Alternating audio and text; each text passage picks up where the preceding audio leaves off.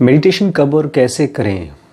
अगर कभी आप इस चीज़ के बारे में बहुत सीरियसली सोचेंगे तो कुछ चीज़ें आपको जाननी होंगी, तभी आप इसको अप्रोच कर पाएंगे सही तरीके से। मेडिटेशन एक बहुत बड़ी आर्ट है। जैसे सिंगिंग होती है, जैसे डांसिंग होती है, जैसे जैसे कोई और आर्ट होती है, जैसे क्रिकेट होता है, कोई भी गेम या कोई टैलेंट जैसे होता है, उसी की तरह एक बहुत गहरी आर्ट है। और जब मैं आर्ट कहता हूँ, इसका मतलब ये है कि हम इससे किसी और से सीख नहीं सकते, कोई भी और हमको सिखा नहीं सकता। ये सबसे इम्पॉर्टेंट चीज़ है मेडिटेशन के बारे में कि आपको मेडिटेशन कोई और नहीं सिखा सकता।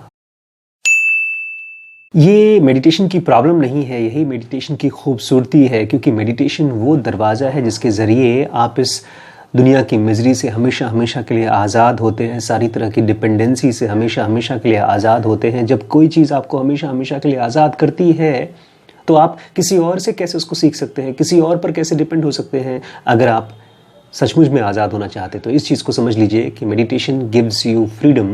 That is why it is greatest thing to learn it by yourself. Meditation में कोई अथॉरिटी नहीं है, किसी गुरु को अपना अथॉरिटी मत बनाइए, इसीलिए क्योंकि इसमें कोई टेक्निक नहीं है। सारी की सारी टेक्निक्स आपको एक हद तक ले जा सकती हैं, एक लेवल तक पहुंचा सकती हैं, लेकिन उसके बाद आपको जंप करना पड़ेगा अपने साइकी के अंदर में, और वो जंप आप केवल खुद ही कर पाएंगे और कोई नहीं करा सकता और कोई धक्का भी नहीं मार सकता, बिकॉज ये कंप्लीटली सेल्फ ओरिएंटेड एक्टिविटी होती है। बड़ी अजीब बात है, जब भी हम मेडिटेशन के बारे में बात करते हैं तो हम पॉजिटिव के बारे में बात करते हैं, कभी नेगेटिव के बारे में हमको कोई बताता नहीं है। मेडिटेशन एक नेगेटिव एक्टिविटी है, कोई पॉजिटिव एक्टिविटी नहीं है। मतलब आपको क्या करना है इसके बारे में सोचना नहीं है, आपको क्या क्या छोड़ना है इसके बारे में सोचना है, क्योंकि आप जो कुछ भी कर रहे हैं उसकी वजह से आप इस दुनिया में और ज़्यादा फंसते जाते हैं। इसलिए आपको इस चीज़ पर बहुत ध्यान नहीं देना है कि आपकी कौन कौन सी एक्टिविटीज़ बढ़ रही हैं, बट आपको कौन कौन सी एक्टिविटीज़ आपकी कम हो रही हैं और कैसे कम हो रही हैं, इस चीज़ को ध्यान देना पड़ेगा आपको। मेडिटेशन करने वाले सारे के सारे मेडिटेटर्स, जो सीरियस मेडिटेटर्स थे, बुद्धा, नानक, चाहे जो कोई और हो, वो हमेशा देखते रहे हैं कि वो किस तरह से बात कर रहे हैं। अपनी छोटी छोटी चीज़ों के बारे में बहुत गौर से वो ध्यान देते थे कि वो किस तरह से बात कर रहे हैं, बिकॉज़ ये जो बातें हमारे मुंह में आती हैं ये कहीं ना कहीं हमारे दिमाग में चलती रहती हैं बहुत ज़्यादा दिनों तक, बहुत ज़्यादा महीनों तक, शायद बहुत ज़्यादा जन्मों तक ये बातें हमारे दिमाग में रही हैं। इसीलिए हम बार बार इस दुनिया में जन्म लेते हैं और इन्हीं बातों को देख करके, समझ करके इनके बीज को ख़त्म करना होता है, इनको पहचानना होता है, तभी ये ख़त्म होते हैं। इसलिए सबसे पहली जो आप मेडिटेशन को मजबूत करने के लिए, स्टार्ट करने के लिए एक्टिविटी कर सकते हैं, वो है अपनी बातचीत को देखना कि आप कैसे बात कर रहे हैं। ये जो मेडिटेशन की यात्रा है वो जाने की यात्रा है, विदाई की यात्रा है, इस फिजिकल वर्ल्ड, इस मिजरेबल वर्ल्ड से विदाई की यात्रा है। इसलिए ध्यान से सुनिएगा, इसलिए एक मेडिटेटर के लिए उसके अंदर में महीन से महीन, बारीक से बारीक हेट्रेड या जेलसी बहुत ज़्यादा इम्पॉर्टेंट हो जाती है, बिकॉज उसको सफाई करनी है।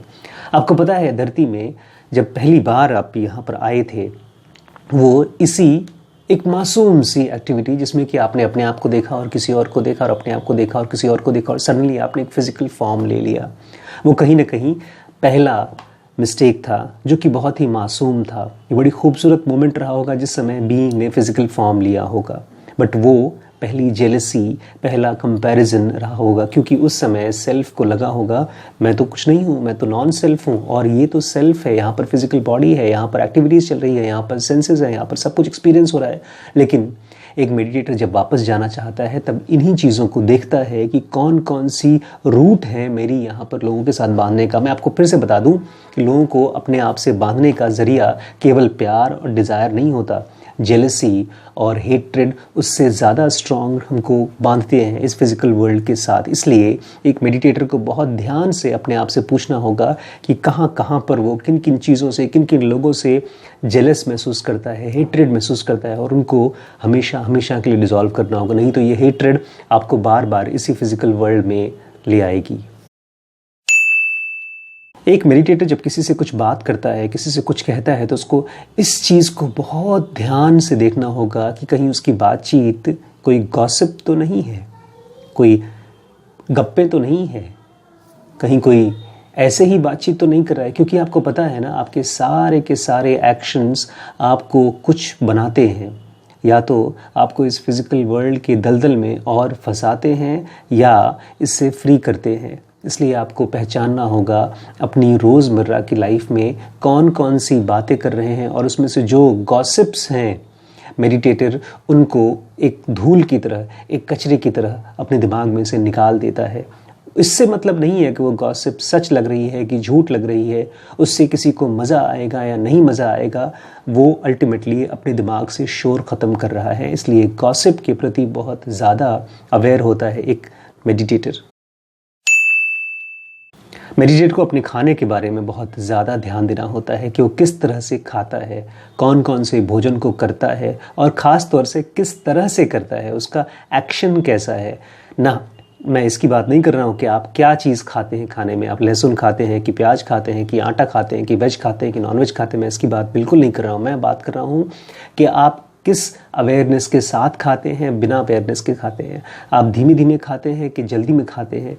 आप ज़बरदस्ती कोई चीज़ खा रहे हैं, पेट भरा हुआ है, या आपको सचमुच में भूख लगी है उसलिए खा रहे हैं। आप एक एनिमल की तरह खा रहे हैं या एक इंसान की तरह खा रहे हैं, या एक ऐसे इंसान की तरह जो कि फिजिकल बॉडी के ऊपर डिपेंडेंट नहीं होना चाहता। आपको पूछना पड़ेगा कि सचमुच में मेरे बॉडी को कितने भोजन की ज़रूरत है, कितने भोजन से मेरी बॉडी में अप्रोप्रिएट अवेयरनेस पैदा होगी। बिकॉज ज़रा सा भी ज़्यादा भोजन की मात्रा अगर बॉडी में गई तो वो अवेयरनेस की बजाय लेजीनेस, आलस पैदा कर देती है, जो कि मेडिटेटर के लिए बहुत हानिकारक होता है। इसलिए तो गीता में कृष्ण ने कहा है कि मेडिटेटर को देखना पड़ेगा कि वो कितना खाता है, ज़्यादा खाता है कि कम खाता है। दोनों ही चीज़ें मेडिटेटर के लिए बहुत ख़तरनाक होती हैं। इसलिए एक मेडिटेटर को अपने खाने के बारे में बहुत सीरियसली ऑब्जर्व करना होता है। एक मेडिटेटर को बहुत सीरियसली अपने आप से पूछना पड़ेगा कि वो कैसे चलता है, उसकी चाल समझदार वाली है या बेवकूफ़ों वाली, उसकी चाल में कोई वेग है, स्पीड है, कहीं पहुंचने की जल्दबाजी है, या उस वॉक से वो अवेयरनेस चाहता है। वो चाहता है अपने शरीर को, अपने माइंड को, अपनी बॉडी को समझना अपनी एक एक स्टेप से। इसलिए जो मेडिटेटर है वो अपनी चाल को बहुत ध्यान से देखता है। ऐसा नहीं है कि डरता है, बट वो अपनी चाल को यूज़ करता है अपने आप को समझने के लिए कि मैं किस तरह का बीइंग हूँ। कभी आप किसी मेडिटेटर को चलते हुए देखिए, जो बहुत गहरा मेडिटेटर है उसको चलते हुए देखिए, और जब आप अपने आप को ऑब्जर्व करें, अपने आप के प्रति अवेयर रहें, तो ये सब बिना किसी चॉइस के होना चाहिए।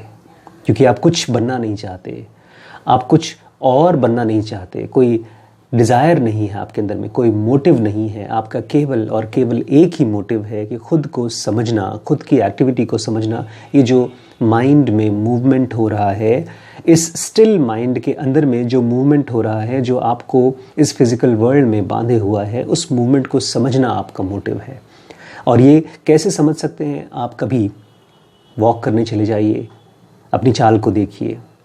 आप बस में बैठे हैं, अपने आप को ऑब्ज़र्व करिए। आप खाना खा रहे हैं, अपने आप को ऑब्ज़र्व करिए। अपने थॉट्स को ऐसे ऑब्ज़र्व करिए जैसे किसी और का। इनको नाम मत दीजिए, इनको विश्लेषण मत दीजिए, इनको ये मत कहिए कि ये सारे के सारे एक्टिविटीज़ तो अच्छे हैं या ख़राब हैं।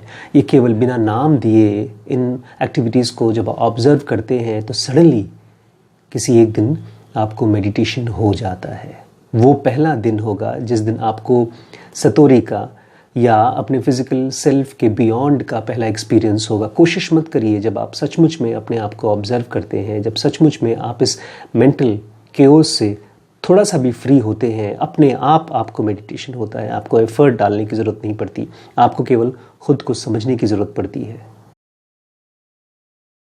अगर सब्सक्राइब नहीं किया तो क्यों नहीं किया है भाई, प्लीज़ कर लीजिए, अच्छा रहेगा। हम लोग को 1 लाख सब्सक्राइबर होने में मुझे लगता है जिस तरह से चल रहा है शायद 2-3 महीने लग जाएँ, शायद 4 महीने लग जाएँ, लेकिन अगर आप सब्सक्राइब करते हैं तो बहुत जल्दी हो सकता है। और मैंने देखा है कि 1 लाख का जो चैनल होता है जिसके सब्सक्राइबर्स 1 लाख होते हैं, उसको यूट्यूब कुछ खास प्रेफरेंस देता है ग्रोथ में।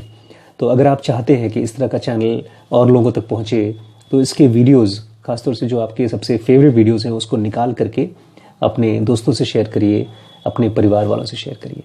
इस समय 3 कोर्सेज हमारे चल रहे हैं, जिसमें कि एक स्पिरिचुअल कोर्स है, जिनका बेसिक कोर्स, जो कि आपको हेल्प करेगा अपनी आप को स्पिरिचुअलिटी सिखाने में, एकदम बेसिक से, शुरुआत से। दूसरा कोर्स है WBX, जिसमें कि बिजनेस का एग्जीक्यूशन सिखाया जाता है। बिना किसी रिस्क के आप पहले बिजनेस को समझिए और बड़ी बड़ी कंपनीज किस तरह की मिस्टेक्स नहीं करके अपने आप को बड़ा करती हैं वो सीखेंगे। और तीसरा है SPMT, जिसको कि आप पेरेंटिंग और अपने आप को ब्रह्मचर्य के रास्ते पे ले जाने का भी तरीका समझ सकते हैं, मान सकते हैं। तो इन तीनों कोर्सेज को आप खुद करते हैं, जहाँ रहते हैं वहीं से बैठ कर सकते हैं। You are most invited to be the part of this family. अगर फ्यूचर में आप ज़ेरोगा बेसिक कोर्स या इनमें से कोई भी कोर्स को ज्वाइन करते हैं तो हो सकता है आप हमारे एक टीचर भी बन सकें, जो कि हमारे इस काम को दुनिया में फैलाने का काम कर सके और हमको सपोर्ट कर सके और अपना भी इसमें ग्रोथ कर सके। 22 दिसंबर का डेट याद रखिएगा। गाज़ियाबाद, दिल्ली के पास गाज़ियाबाद में 1 दिन का प्रोग्राम है। अगर आपने रजिस्ट्रेशन नहीं कराया तो आज ही करा लीजिए।